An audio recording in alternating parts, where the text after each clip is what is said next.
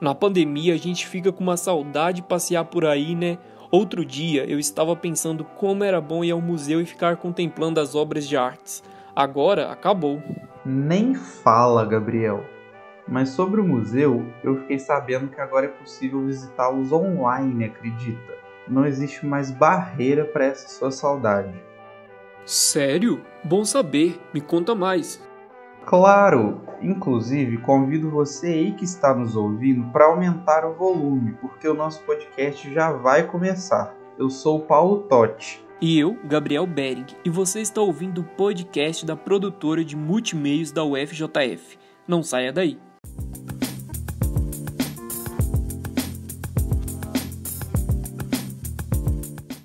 Acho importante, antes de começarmos a falar como funcionam esses museus, discutirmos um pouquinho qual é o impacto desse novo modelo de visitas. Realmente, os museus virtuais já existem há algum tempo, mas agora, com a pandemia, esse formato foi potencializado. Contudo, é preciso ter um olhar crítico. Afinal, será que as experiências desse novo modelo são positivas?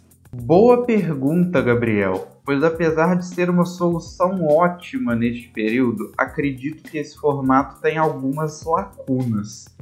Para entender melhor, a doutoranda em Educação da USP e docente do IFSP, Estela Pereira, fala sobre o assunto. Escuta só. A partir da minha perspectiva, eu diria que trata-se de uma ferramenta interessante. Já lá em 2010, eu indicava para os meus alunos visitas virtuais, que era um começo lá do desenvolvimento dessa ferramenta pelos museus, e eu acho que é um recurso. Porém, deve ser considerado, né, como sempre, como tudo, com um olhar crítico reflexivo. E aí, quando eu estou falando crítico, não é no sentido assim de uma crítica, no sentido pejorativo que essa palavra tomou, mas no sentido analítico, né? Que busca compreender o contexto do fenômeno social, as determinações desse fenômeno e os desdobramentos, né, que a gente consegue vislumbrar desse mesmo fenômeno. Acho que um ponto positivo, indiscutível, seria uma ampliação de acesso. Além de um outro ponto, que é o fato de que com a pandemia essa ferramenta vai se popularizando e ela pode ser uma possibilidade de garantir, ainda que seja parcialmente, a manutenção dos custos dos museus, né? Porque, como a maioria dos setores da economia, eles vêm sofrendo muito essa questão da ausência da receita com venda de ingressos. Então, isso é um ponto para se pensar. Além de apresentar os pontos positivos que estão presentes nessa pauta, Estela também foi atenta ao notar os lados que podem ser prejudiciais. Se liga! Mas tem uns problemas aí que a gente precisa discutir com maior profundidade, né?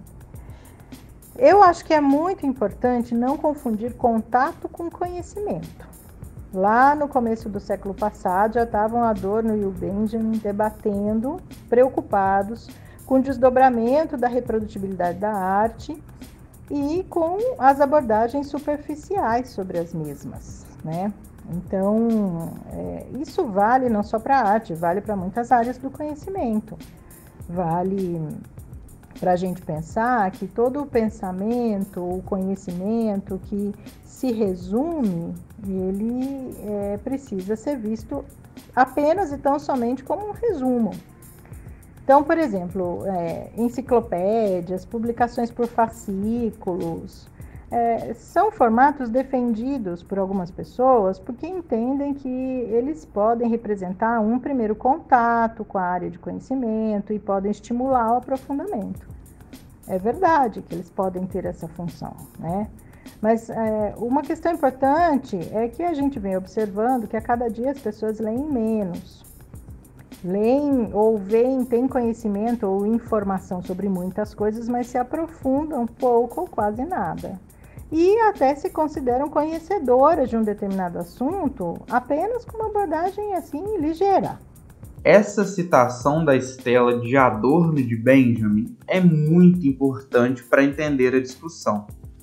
para você que ficou meio deslocado, é o seguinte: quando uma obra de arte é apresentada fora de um contexto, é possível notar uma barreira que limita a experiência do público. Exatamente, Paulo. Há um esvaziamento da compreensão do objeto de arte se ele não for apresentado com uma contextualização histórica e sociopolítica. A professora de artes e pesquisadora em educação, além de apresentar sua visão sobre o assunto, ainda aponta como será esse modelo em um outro cenário e os cuidados que se deve ter. No pós-pandemia, eu entendo que, assim, muitos processos tecnológicos que já vinham alterando as relações humanas, eles serão ainda mais acelerados. Então, eu acho que não vão deixar de haver mais as lives, as visitas virtuais, os encontros remotos, a própria educação à distância, com todos os problemas que ela acarreta. Mas eu acho que até que esses novos formatos sejam substituídos por outros, eles não vão deixar de existir, eles serão potencializados, né? Mas é muito importante que a gente consiga compreender que o ser humano, ele deve perceber que a máquina, a tecnologia, né, representada aí pela máquina, que ela deve estar a nosso serviço e não o contrário. É muito perigosa essa relação mediada, porque ela é virtual. Eu acho que, antes de mais nada, a gente precisa considerar que a realidade virtual, ela, na verdade, ela é virtualidade. E ela nos atende em alguns momentos, mas ela não é realidade. Agora que já vimos as questões que estão nas entrelinhas desse modelo, bora conhecer de fato como ele funciona. Para ilustrar, iremos pegar como exemplo o Museu do Samba, que está oferecendo uma visita virtual à exposição Semba, Samba, Corpos e Atravessamentos, Brasil e África, traduzindo nosso samba. Isso mesmo, Paulo. Eu já dei uma conferida na exposição e posso dizer que ela está muito boa. Quem conduz esse passeio é o escritor e historiador Luiz Antônio Simas, que também assinou a curadoria textual da mostra junto com o também escritor e compositor Ney Lopes. A exposição celebra os saberes da ancestralidade africana e suas conexões socioculturais e religiosas com o universo das escolas de samba, reunindo obras de artistas como Rosa Magalhães, Milton Cunha, Lícia Lacerda, Ana Bora, Alessandra Reis, Mulambo, entre outros. Que bacana! Em tempos de pandemia, um tour virtual como esse, totalmente gratuito, é uma grande oportunidade para conhecer o Museu do Samba. E para entendermos melhor como foi o processo de criação dessa visita virtual, o papo é com Luiz Antônio Simas, que, como dito anteriormente, é quem nos guia pelo passeio. Simas, como foi a construção para a curadoria da exposição e quais foram os principais impactos da pandemia nessa construção? A gente teve várias reuniões, o Ney Lopes e eu, a gente já trabalha juntos, né? Temos 2 livros lançados, um inclusive ligado à história do samba, o Dicionário da História Social do Samba.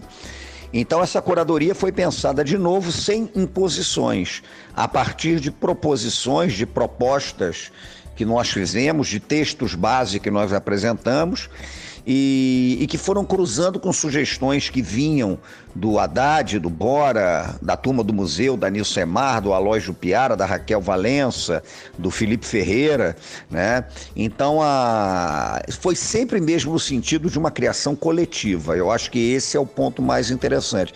E fazer uma curadoria, me parece que é um exercício de estar aberto a essa percepção da coletividade, né? Então eu gosto até de comparar o curador com uma espécie de cambono, né? Aqueles cambonos de terreiro de Umbanda. Então o cambono não impõe nada, na verdade o cambono está ali para permitir que as entidades trabalhem, né? Ele tem que se colocar a serviço da ideia. E a ideia pensada coletivamente, ela fluiu, não tenho a menor dúvida. Além da questão de segurança sanitária, a exposição virtual apresenta alguma vantagem ou complemento à exposição física? A exposição virtual, ela é um disparador, né? Então, o que nós pensamos na exposição virtual foi, na verdade, traçar um painel mais amplo do que a pessoa pode ver. Eu acho particularmente que é evidente que a exposição virtual, ela dispara os sentidos do que a exposição pretende, para despertar, inclusive, o gosto, para despertar o desejo de fazer a visita presencial, né? Então, acho que a visita presencial é importante. Como a exposição vai permanecer, ela é dinâmica, nada indica que a exposição, por exemplo, não seja acrescentada de outras coisas, de outras imagens, né? De outras perspectivas. Mas a ideia da visita virtual é uma ideia de dar, no fim das contas, uma perspectiva mais ampla do que é a exposição e de servir como um elemento disparador para quem tem a curiosidade de conhecer melhor a história do samba e um elemento disparador para que em condições sanitárias seguras, né, a visita presencial possa acontecer. Eu acho que a visita virtual ela, na verdade, não é que complete a visita presencial, mas ela dialoga com a visita presencial e ela dispara questões que a visita presencial pode aprofundar.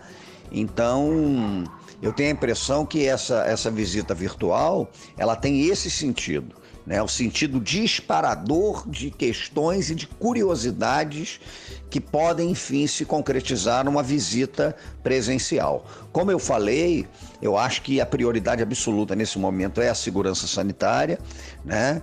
Nesse sentido, as visitas virtuais, elas são muito importantes. Acho até que mesmo que não houvesse a pandemia, a ideia da visita virtual disparando a curiosidade, disparando questões, despertando, enfim, o desejo da visita presencial, ela se justifica, ela é muito importante. Muito obrigado pela participação, Simas. Com certeza, a partir de uma construção coletiva, as coisas ficam mais fáceis. Além de tudo isso que nós falamos, Gabriel, com essa necessidade de realização de atividades virtuais durante a pandemia de Covid-19, você sabia que é possível fazer um tour virtual por um museu bem pertinho de Juiz de Fora? Sério, Paulo? Que legal! Então me fala, qual é esse museu? Agora eu fiquei curioso. É o Museu do Inhotim, Gabriel, que se localiza em Brumadinho, a 60 quilômetros da capital mineira, Belo Horizonte, e em que há uma relação muito íntima entre a arte e a natureza. Acho incrível essa junção da arte com a natureza, e na experiência virtual, Paulo, é possível apreciar tanto a mata nativa conservada, os jardins, as espécies tropicais raras, quanto um acervo artístico de importância internacional. Falando um pouco sobre as manifestações artísticas do museu, a instituição reúne a arte produzida internacionalmente dos anos 1960 até os nossos dias.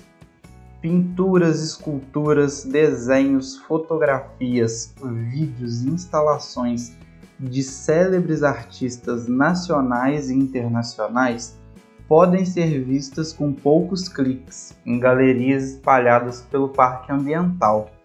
É uma riqueza cultural, né, Gabriel? Agora que eu fiquei sabendo da visita virtual no Inhotim, Paulo, eu vou correndo conferir. Mas uma dúvida, como eu faço para acessar?